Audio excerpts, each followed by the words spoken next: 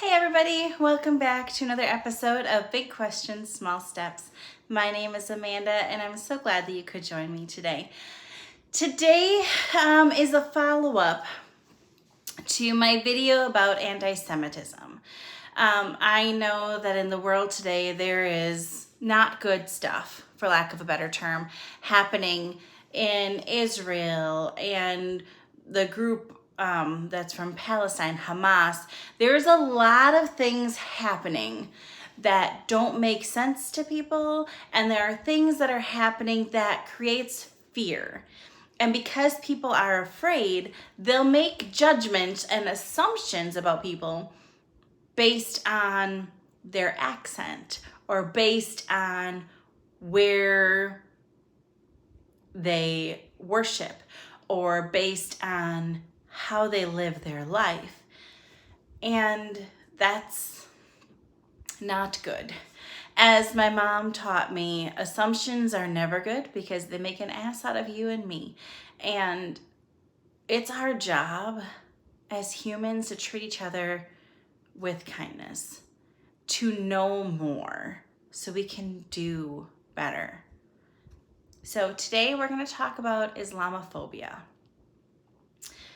Islamophobia is basically the fear, hatred, and prejudice towards anyone who is Muslim or even appears Muslim.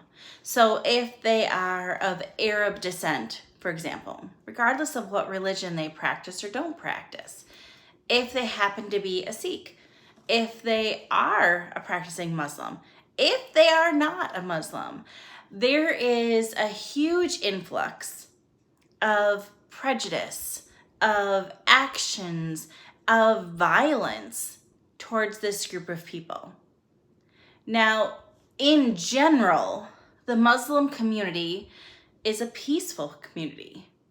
They typically do not invoke anger and violence. That's not their main goal. Now, there are some radical groups, outside groups, that tend to be a little bit more extreme. This would be groups such as the group that decided to attack America on 9/11. Hamas would be in this group because they're terrorizing other people just because they want to. They're picking at people, anybody who is different than them. This is not the majority of Muslims. But because these extremists are the ones that invoke fear in people, people in general are scared. They don't want to know more. And so they'll just put up these walls and these barriers out of fear. And that's not helpful. We are missing learning lessons from amazing individuals who have great stories to share, who have insights that we haven't had. So let's dive into that a little bit more, okay?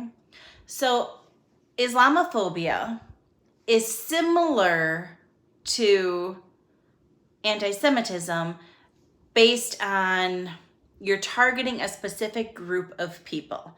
Now, Islamophobia and anti-Semitism is targeting two different groups of people. Both of these situations happen all the time. Anti-Semitism has been around since the beginning of creation, since the beginning of the Jewish people. But Islamophobia has also been around. It's typically not as prevalent because people are a little more afraid of the Muslim community because of their extremists. They don't want to be the target of that. However, it tends to go in waves. And for example, after 9/11, Islamophobia was extremely high. I can remember when 9/11 happened, I was just starting college and people were talking about how the increased security measures at the airports, and people would make comments like, yeah, if I see somebody there, I'm going to check their shoes. And they were making these snap judgments out of fear. Out of fear. They didn't get to know the people. They didn't get to have relationships or understanding. They were afraid. And so they made these judgments to keep them at arm's length. Is that right? No.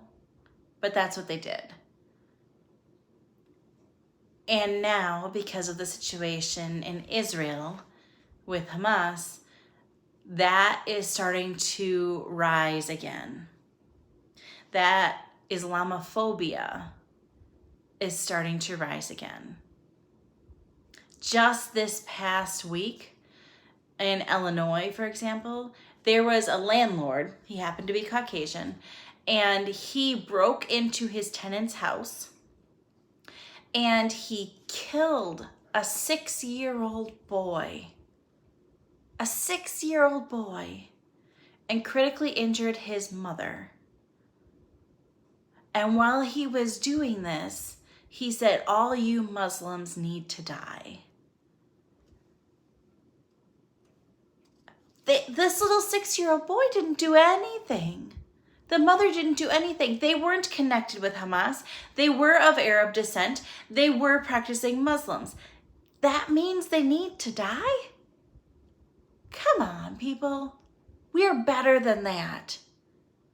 Just because someone practices something you don't doesn't mean that we need to terrorize that whole group. That is not okay. There are people who are Muslims who are wonderful individuals, who have great ideas and insights that we could all learn from. There are people who are Muslims who I would not want to have watch my child. I just don't trust them. There are people who are Muslim that would do anything to help their neighbor. And there are people who are Muslims or of Arab descent or whatever that have hatred in their heart. You cannot paint a whole group of people with assumptions. It's not only hurtful to that group, but it's also hurtful to anyone who is around you, because you are just spreading negativity. You're spreading negativity, and instead of being informed, you're creating more hatred, and you're spreading stereotypes. And aren't we better than that? Islamophobia, I feel, at the root cause, is from fear. It's fear of the unknown. Because people don't understand, because people don't know, because people don't take the time to know, they're going to make snap judgments and paint a whole group of people with one presumption. It's infuriating.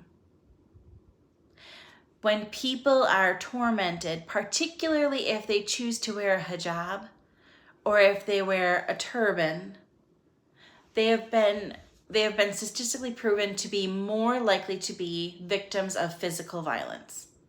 Trying to rip their hijab off, trying to knock the turban off of a gentleman's hat on the subway.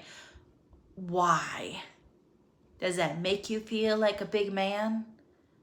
Because you can embarrass a female who chooses to cover herself because of her beliefs? Does it offend you in some way because a gentleman decides to wear a turban on his head as a sign of respect to the one that he worships and pledges loyalty to?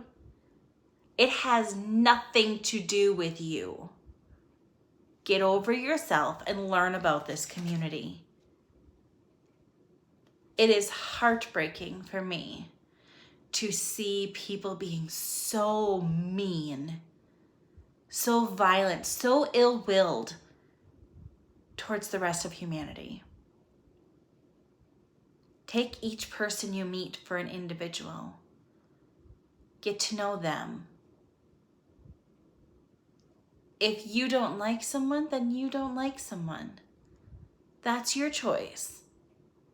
But that does not give you the right to torment them, to belittle them, to humiliate them for their beliefs. We can do better than that. I'll see you next time.